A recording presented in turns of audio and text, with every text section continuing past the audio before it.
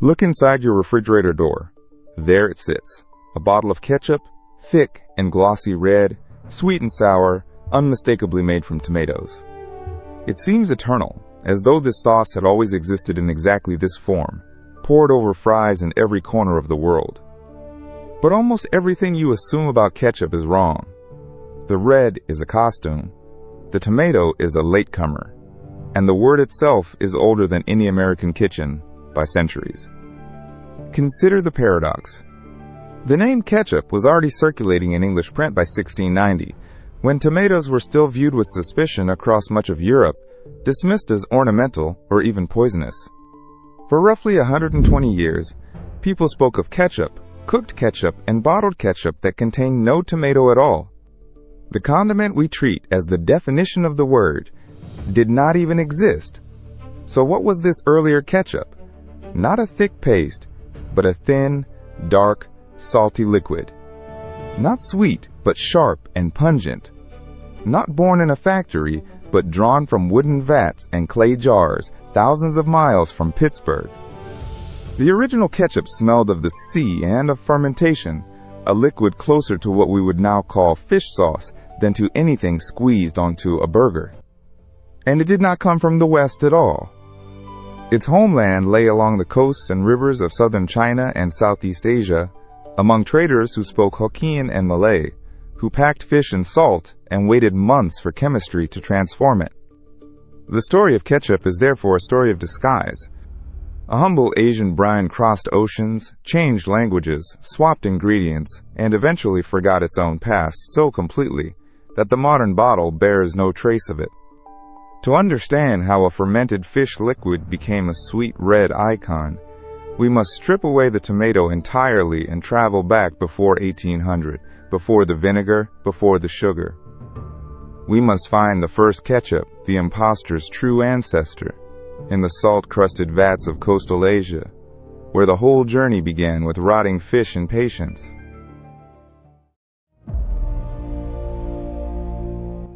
Begin not with a tomato, but with a fish. Along the warm coasts of southern China and Southeast Asia, generations of fishermen faced a simple problem: an abundance of catch and no way to keep it. Fish spoiled within hours in tropical heat. The solution was salt, applied in enormous quantities, packing anchovies, mackerel, and smaller species into jars and vats until the flesh was buried in brine. What happened next was not decay, but transformation. Under heavy salt, harmful bacteria died off, while enzymes and salt-tolerant microbes slowly broke down the fish. Over months, sometimes a year or more, the solid flesh liquefied. What drained out was a clear, amber to brown liquid, intensely salty and deeply savory, packed with the flavor we now call umami. This was not garbage, it was treasure. A few drops could season an entire pot of rice or vegetables. In the coastal regions of Fujian province, and across what is now Vietnam and the Malay archipelago, such fermented liquids became kitchen staples. Different tongues gave them different names. In the Hokkien dialect of Fujian, a fermented fish sauce was known by sounds that Europeans would later render as geth cup or ketchup. The siap or chup element meant a sauce or liquid. The first syllable pointed to preserved fish or brine. Say those syllables aloud, and the ancestor of our modern word is unmistakable. These sauces predate the European encounter by a very long time. Chinese texts describe fermented fish and bean condiments, stretching back well over 1,000 years, part of a broader Asian tradition that includes soy sauce and fish pastes. Ketchup's earliest identity, then, was a byproduct of preservation, an ingenious way to convert perishable protein into a stable, portable seasoning that could survive long voyages and long storage. That portability mattered. These bottled brines were not confined to home kitchens. They moved along rivers and coastlines, carried by merchants who traded across the ports of the South China Sea. As Fujianese sailors and Malay traders exchanged goods, the salty liquid and its name began to travel, and soon foreign ships with unfamiliar flags would drop anchor and taste it for the first time. The 17th and 18th centuries turned the South China Sea into a crowded highway of commerce. Chinese junks, Malay prahus, Dutch fluits, and English merchantmen crossed the same waters, meeting in bustling ports where languages, coins, and flavors changed hands. Among the cargoes of tea, porcelain, pepper, and tin traveled something less glamorous: jars of salty, fermented sauce. The Fujianese were central to this network. Immigrant traders from coastal China settled across Southeast Asia, carrying their kitchens with them, including their prized Ketchup.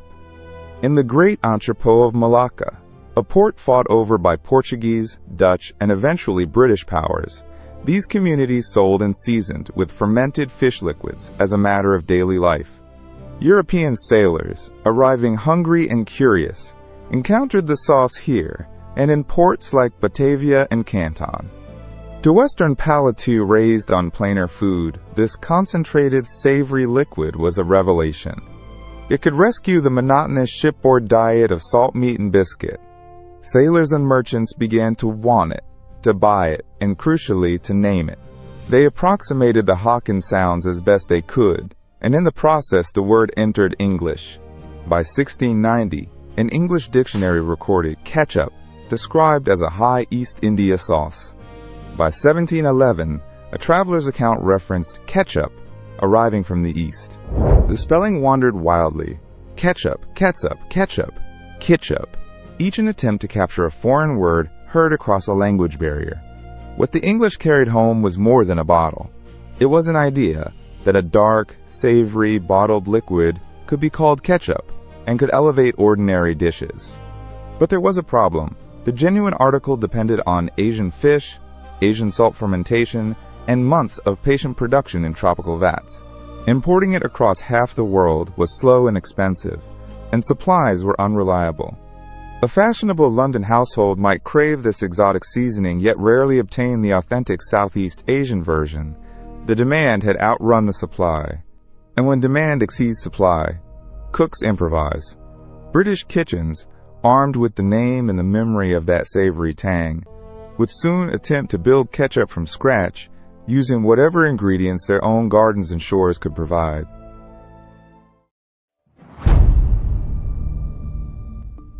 Faced with a fashionable word and no reliable supply of the original fish sauce, British cooks did what resourceful cooks always do. They reverse-engineered the flavor. If ketchup meant a dark, savory, bottled liquid, then they would manufacture that liquid from ingredients within reach of an English kitchen. The results would have astonished any Fujianese fisherman. The first and most celebrated British ketchup was made from mushrooms. Cooks layered sliced mushrooms with salt, left them for days to release their dark juices, then strained, boiled, and spiced the liquid with cloves, pepper, mace, and ginger. The outcome was a thin, black, intensely savory sauce, rich in the same umami depth that fermentation had produced in Asia, but achieved through mushrooms rather than fish. Walnut ketchup followed a similar logic. Green walnuts, picked young in early summer, were pounded, salted, and pressed, their inky juice boiled down with vinegar and spice into a pungent black condiment. Anchovies, too, found their way into recipes. A nod, perhaps unconscious, back to the fishy origins across the ocean. Some cooks combined all of these, plus shallots, horseradish, and even wine, into elaborate compound sauces. Printed cookbooks spread these formulas. Eliza Smith's popular 1727 volume included a ketchup recipe. Hannah Glass, whose best-selling cookery book appeared in 1747, gave instructions for making ketchup that could keep for 20 years and travel to the East Indies, a proud reversal of the sauce's original direction of trade. These recipes shared common goals: a long shelf life, a portable bottle, and a concentrated savory punch to enliven meat, fish, and gravies. What unites every one of these British versions is what they lacked: tomatoes. For roughly a century, ketchup in Britain was a family of dark, savory sauces defined by mushrooms, walnuts, and anchovies. The word had crossed the world, but the ingredient we now consider essential was still absent. Ketchup was a category, not a single recipe, an open invitation to experiment. Into that flexible, spice-laced tradition, one more ingredient was about to be admitted, an ingredient once feared as poisonous, grown as an ornament, and about to change the sauce forever: the tomato.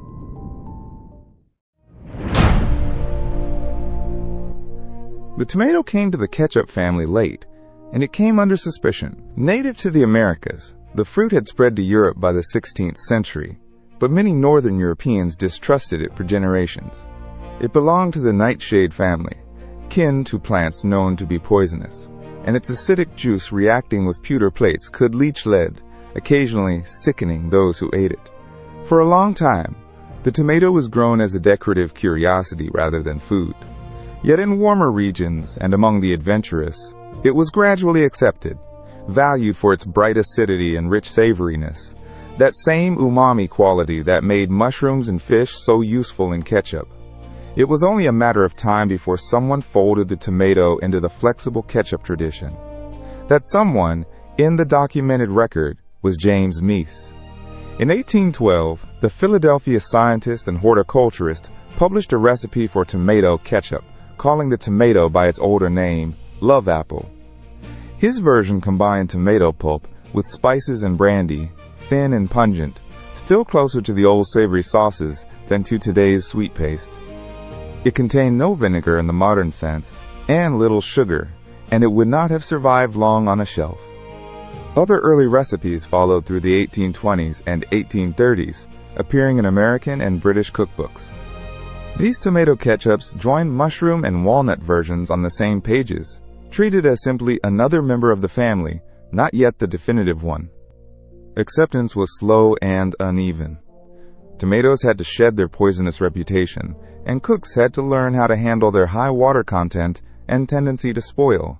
But the tomato offered advantages the others lacked: a gorgeous red color, natural acidity, abundant sweetness when ripe, and, increasingly, cheap availability as cultivation expanded across the United States. Bit by bit, the red fruit began to dominate the shelf, pushing mushrooms and walnuts toward the margins. Yet this rising tomato ketchup carried a hidden flaw. Made from a perishable, watery fruit, it spoiled quickly, fermenting, molding, and rotting in its bottles. Producers grew desperate to keep it stable, and their solutions would soon lead ketchup into a dangerous chemical era.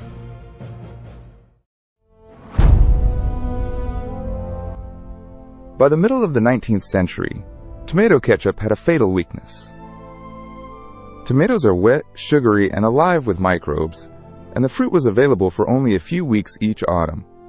Bottlers who wanted to sell year-round faced a spoiling, fermenting, moldy product that pushed corks from bottles and turned rancid on grocery shelves. The tomato that gave the sauce its color was also trying to destroy it. Manufacturers responded not with better hygiene, but with chemistry. To hide decay and stretch shelf life, factories poured in preservatives that today read like a warning label. Sodium benzoate became the standard defense, added in quantities no one measured with care. Boric acid and salicylic acid joined the mix. To brighten dull, brownish pulp back to an appetizing scarlet, some producers reached for coal tar dyes, synthetic colorings born from industrial waste. The red in the bottle was, increasingly, a lie painted over rot. Cheapness drove everything. Rather than use ripe fruit, many bottlers ground up trimmings, skins, cores, and green tomatoes left over from canning lines, then masked the poor flavor with heavy doses of chemicals. Government investigators in the 1880s and 1890s found ketchup laced with starch fillers, ground pumpkin, apple pomace, and even sawdust-like debris. A condiment sold as pure was often a disguised industrial slurry. The chemist Harvey Washington Wiley, chief of the Bureau of Chemistry in Washington, made preservatives his crusade. His so-called poison squad, young volunteers fed measured doses of benzoate and borax, suffered nausea, headaches, and worse, building a case that these additives harmed the people who ate them daily. Ketchup sat at the center of the fight, a household staple carrying invisible risk into ordinary kitchens. The tension was now stark. Without preservatives, ketchup spoiled and lost money. With them, it endangered health and betrayed the word pure printed on its label. The industry needed a third path, a way to make a sauce that survived the shelf without poisoning the table, that stayed red without dye and thick without filler. Someone had to prove that safety and shelf life were not enemies. In Pittsburgh, one manufacturer was already convinced it could be done.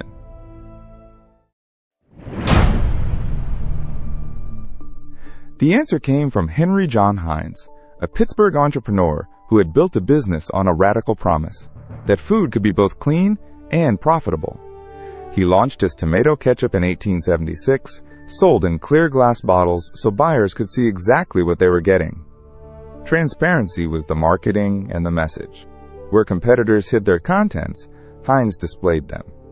His breakthrough was not a secret ingredient, but a rethinking of the whole recipe. Around 1906, as pressure against chemical preservatives mounted, Heinz gambled on a ketchup that needed no benzoate at all. The preservation would come from within the food itself. The tools were simple and old: vinegar, sugar, salt, and fully ripe tomatoes. Acidity was the key. By raising the vinegar content, Heinz lowered the sauce's pH until harmful microbes could not thrive. Sugar added preserving power and balanced the sourness, while salt reinforced the effect. Crucially, he insisted on ripe red fruit rather than green scraps, because mature tomatoes carried more natural pectin, the substance that gave the sauce body and cling. Thickness became a preservative strategy as much as a texture. This demanded better raw material and tighter process control. Heinz contracted with growers, timed harvests to peak ripeness, and cooked the pulp carefully to concentrate it. The result was a heavy, slow-pouring, deep red ketchup that resisted spoilage on its own chemistry. The familiar profile crystallized here: sweet, sour, salty, and thick, each quality doing double duty as flavor and defense. What had been a fragile seasonal product became a stable, shippable commodity. And the sensory signature we now consider timeless, the tang, the sugar hit, the resistance at the neck of the bottle, was in truth a deliberate 1906 engineering solution.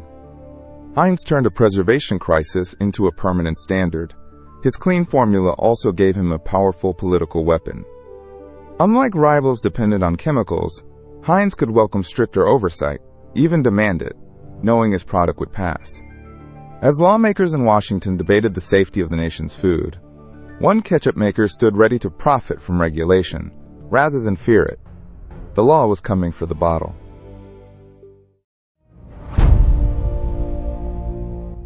In 1906, the United States Congress passed the Pure Food and Drug Act, the first sweeping federal law aimed at the nation's food supply. Championed by Harvey Wiley and backed by public outrage over adulteration, the act banned misbranded and dangerously treated products from interstate commerce. It targeted exactly the practices that had poisoned ketchup: hidden preservatives, false labels, and disguised filler. For a condiment built on chemical crutches, the law was an earthquake. Heinz, having already abandoned benzoate, threw his weight behind the legislation. His clean vinegar and sugar formula suddenly looked less like an expensive experiment and more like the future the law demanded. Competitors who relied on sodium benzoate faced a stark choice: reformulate or vanish. Many could not match the acidity, ripeness, and process control that a preservative-free ketchup required, and the market thinned. Regulation and quality became business advantages, not burdens. Over the following decades, federal authorities went further, defining what ketchup actually was. The Food and Drug Administration issued standards of identity that specified minimum tomato solids, allowable ingredients, and even consistency, measured by how far the sauce would flow in a set time. Ketchup now had to be thick enough, red enough, and made from real tomato concentrate to legally carry the name. A brine of fish and salt could never have qualified. The word had been bound, by statute, to the fruit. Mass production locked the definition in place. Assembly lines, standardized bottles, and national distribution meant that ketchup in Oregon tasted like ketchup in Georgia. The variety of homemade ketchups, The mushroom versions, the walnut versions, the anchovy versions, withered against a single industrial archetype reproduced by the millions. Law and machinery together erased alternatives. What began as a loose family of savory condiments became a legally described object with fixed color, texture, and taste. The regulation meant to protect eaters also standardized their palates, teaching generations that ketchup was, by definition, sweet, sour, smooth, and scarlet. The fermented brines and nutty brown sauces of the past were not merely forgotten. They had been legislated out of the category entirely, leaving only the red survivor on every table.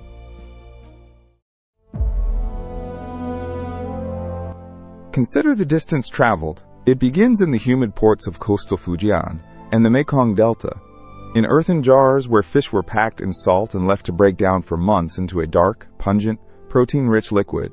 Called ketchup and its cousins, this brine was prized for its savory depth, not its sweetness, and it contained no tomato, no sugar, and no red at all. That was ketchup's true ancestor, a fermented fish sauce built for umami. From there, the word rode the water. Fujian traders carried it through the Malay world. British and Dutch sailors met it in Malacca and Batavia in the 1600s and 1700s and carried the name home. English cooks, unable to source the original fish, rebuilt the idea from mushrooms, walnuts, and anchovies, chasing a savory, bottled shadow of something they had tasted abroad. Only in the early 1800s did the tomato enter, in recipes like James Meese's of 1812, at first distrusted, then slowly embraced. Every stage was a substitution. The fish became mushroom, the mushroom became tomato, the savory brine became sweet and sour paste. 19th century spoilage forced chemical preservatives, and the crisis they caused forced Heinz's 1906 reinvention with vinegar, sugar, and ripe fruit.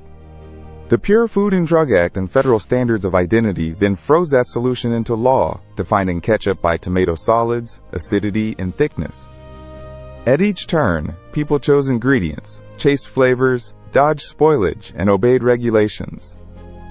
The sauce we squeeze onto fries has almost nothing in common with the liquid that first bore its name. No shared fish, no shared method, no shared color. It kept only the word, an inheritance of sound emptied of its original substance. That is the strange truth at the bottom of the bottle. Ketchup did not descend, unbroken, from a single source. It was assembled again and again by traders and cooks and chemists and lawmakers, each generation reshaping it to their needs until the fermented brine was utterly forgotten. This is a condiment that lost its own history and gained a new identity. Because in the end, ketchup was invented, not inherited.